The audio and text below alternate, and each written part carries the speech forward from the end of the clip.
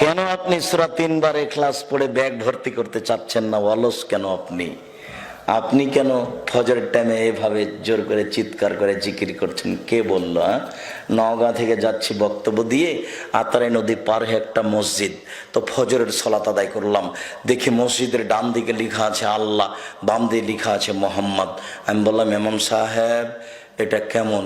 ভালো, তো অনুবাদ করেন তো। তখন বলছে কিভাবে? আমি শোনাই।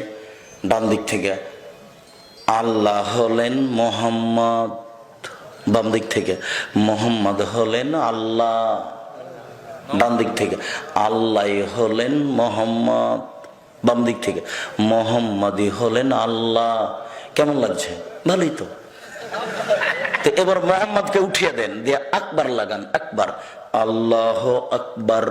ডান দিক থেকে অনুবাদ করেন, আল্লাহ হলেন সবচেয়ে বড়। বাম দিক থেকে অনুবাদ করেন, সবচেয়ে বড় হলেন আল্লাহ। ডান দিক থেকে অনুবাদ করেন, আল্লাহ হলেন সবচেয়ে বড়। বাম দিক থেকে অনুবাদ করেন, সবচেয়ে বড় হলেন আল্লাহ। কেমন লাগছে? ভালোই তো। এই জন্য শুধু হিফজখানা খুলবেন না। হাফেজ মানে ওকে মেরে আর হাঁটুর মালায় ফাটিয়ে দেওয়া হয়েছে, জীবন আর হাঁটতে পারবে না। একটা বড় টুপি মাথায় দিয়ে উপরে রুমাল দিয়ে মানুষের বাড়ি দাওয়াত খেয়ে বেড়াবে, জীবনের মতো তাকে বিকলাঙ্গ করা হয়েছে। একটা ছেলে কোরআন মুখস্থ করার পরে অন্তত তাকে 16 বছর পড়তে হবে, 16 বছর। তারপরেও বলতে পারে যে আমি কিছু কোরআন হাদিস বুঝি। শুধু হিফজের নাম কোনো বিদ্যা নয়, ও সবটাই বললো যে ভালো। ও তো এটা বুঝতে পারেনি যে কোনটা ভালো আর কোনটা মন্দ। ও একদিন বাংলাও পড়ে দেখেনি, ওভাবে কোরআন মজিদ পড়েছেন ছেঁচড়া মেচড়া করে 5 বছরে। তারপর হাফেজ হয়েছে, ইমামতি করছে, দিন কাটছে, খেতেও পাচ্ছে, সবাই তাকে ডেকে নিয়ে খাওয়াচ্ছে, আবার বিদায়ের সময় টাকাও দিচ্ছে। এভাবেই চলছে, কেউ তো হিসাব নিকাশ করে না। সম্মানিত দিনী ভাই বোন, বড় ভুল হচ্ছে, এরকম কাজ করবেন না। আবু সাইদ খুদরি, শোনো, তোমরা যদি তাদের পাও তাহলে তাদের হত্যা করো। যারা এরকম নামাজিকে হত্যা করতে পারবে তারা সবচেয়ে বেশি নাকি পাবে। আবু সাইদ খুদরি, শোনো, ওদেরকে হত্যা করো আদ সামুদের মতো, ওদেরকে হত্যা করো আদ সামুদের মতো। আদ সামুদ যেমন জাতিকে একবারে মাটি থেকে মিশিয়ে ধুলিসাৎ করে দেওয়া হয়েছে, এই নামাজিকে ওইভাবে মাটি থেকে মিশিয়ে ধুলিসাৎ করে দাও। আবু সাইদ খুদরি, শোনো, ওই নামাজিকে মেরে দাও কুকুর শ্রীগালকে যেভাবে হত্যা করতে হয়। এই হাদিসটি বুখারীতে 18 বার এসেছে। আমি বলতে পারি না এ নামাজি সে নামাজি, তবে এক শ্রেণীর নামাজিকে আল্লাহ নবী হত্যা করতে বলেছেন, এ কথা ঠিক। আমি যদি বলি এই নামাজি সে নামাজি, তাহলে আপনি মন খারাপ করবেন, যার কারণে আমি বলতে পারছি না। তবে আল্লাহ নবী এক শ্রেণীর নামাজিকে হত্যা করতে বলেছেন, এ কথা ঠিক। হাদিসটি বুখারীতে কতবার এসেছে? 18 বার। একই হাদিস, সময় সাপেক্ষে। এক শ্রেণীর নামাজিকে হত্যা করতে হবে, এ কথা ঠিক। অতএব আজ থেকে বিবেচনা করেন আমার সালাত ঠিক হচ্ছে কি না।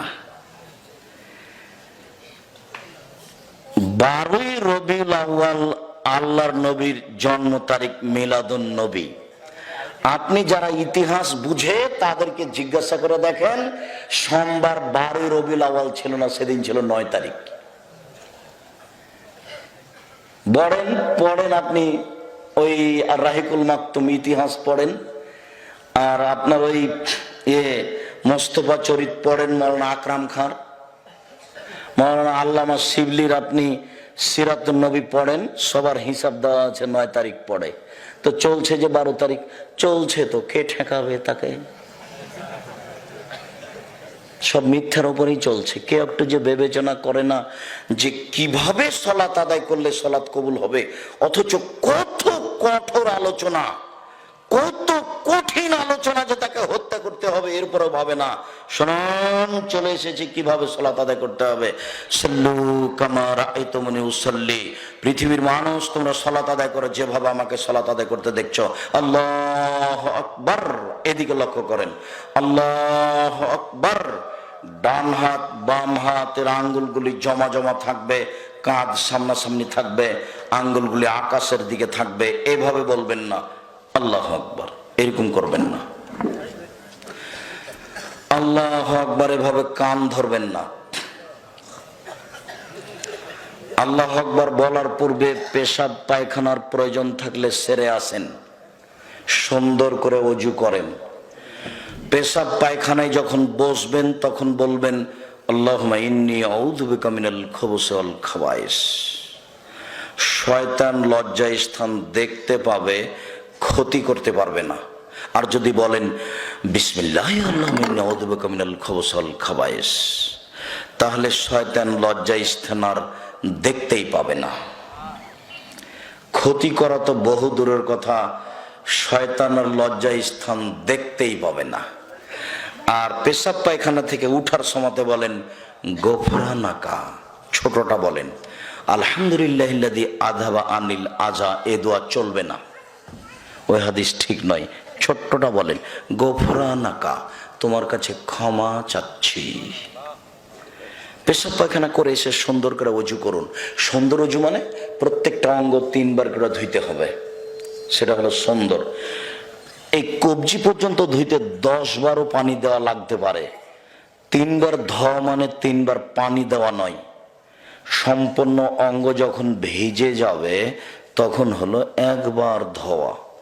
ধোয়া জায়গায় পানি দিয়ে ধোয়ার নাম দ্বিতীয়বার ধোয়া, ধোয়া জায়গায় পানি দিয়ে ধোয়ার নাম তৃতীয়বার ধোয়া।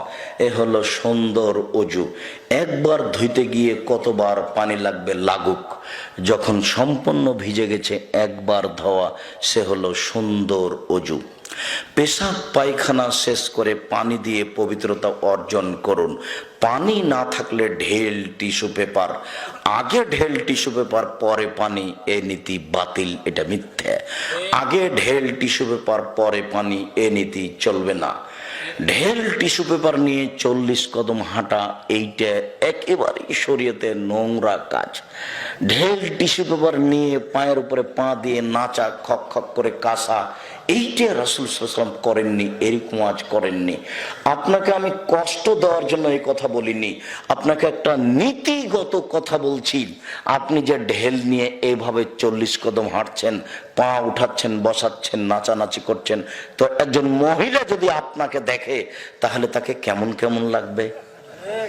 মহিলা যদি ঢেল নিয়ে এভাবে হাঁটে আর পায়ের উপরে পা উঠায়, আপনাকে কেমন লাগবে? আপনাকে যেমন লাগবে তাকেও তেমন লাগে।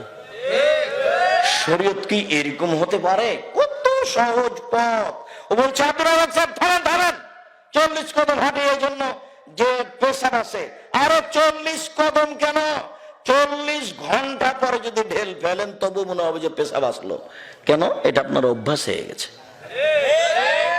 পেশাব শেষ হয়ে গেছে, পানি খরচ করে উঠে যান, ওযু শেষে এদিকে করবেন, একটু হাতে পানি নিয়ে লজ্জা স্থান সামনাসামনি ছিটিয়ে দিবেন, সব শেষ। রাসূল সাল্লাল্লাহু আলাইহি ওয়াসাল্লাম কত সহজ বলেছেন। আপনি বিপদে পড়লেন কেন? গাড়ি ছুটে যাচ্ছে, ওরা তাড়াহুড়া করছে, আসেন আসেন গাড়ি চলে যাচ্ছে, আর আপনি এরকম করছেন, কেমনে চলে? আল্লাহু আকবার। 2 পায়ের মাঝে ফাঁক থাকবে, শরীরের ভারসাম্য বজায় রাখতে গিয়ে যতটুকু লাগে। আপনাদের এই এলাকাতে মহিলা বৈঠক হয়, মহিলা বৈঠকে বুবু বলেছে চাঁপাইনবাবগঞ্জের ভাষায়, বুবু নামাজে যখন দাঁড়াবা বুবু, তখন 2 পায়ের গোড়ালিকে জমা রাখিও বুবু, যদি 2 পায়ের গোড়ালির মধ্যে ফাঁকা রাখো বুবু, লজ্জাস্থানের যোগাযোগ বুবু মাটির সাথে হবে, মাটি অভিশাপ করবে। বুবুর সব কথাই নাকি বুখারীতে আছে। মহিলা বৈঠক বন্ধ করার জন্য আমি জরুরিভাবে অনুরোধ জানিয়েছি। মুসলিম বোন, আপনাকে আমি সাবধান করছি, এই নীতি বাতিল, খবরদার নয়। লজ্জা স্থানের যোগাযোগ মাটির সাথে হবে, মাটি অভিশাপ করবে, এই নোংরা কথা আপনাকে কে বলে দিল? মুহাম্মদ সাল্লাল্লাহু আলাইহি ওয়াসাল্লাম এরকম বলেননি, সাহাবীগণ এরকম বলেনি। এইসব কথা থেকে আপনি বিরত থাকুন। আপনার প্রায় কথায় মিথ্যা, এগুলো কোরআন হাদিসে নেই। বিসমিল্লাহ 19 বার পড়লে এত নেকি হয়, হামিম সিজদা এতবার পড়লে এত নেকি হয়, হামিম সিজদা এতবার পড়লে কিছুই হয় না, অক্ষর প্রতি 10 নেকি হয়। আপনার মিথ্যা কথাতে আপনার গতিনীতি পরিপূর্ণ হয়ে আছে, আপনি সাবধান থাকুন।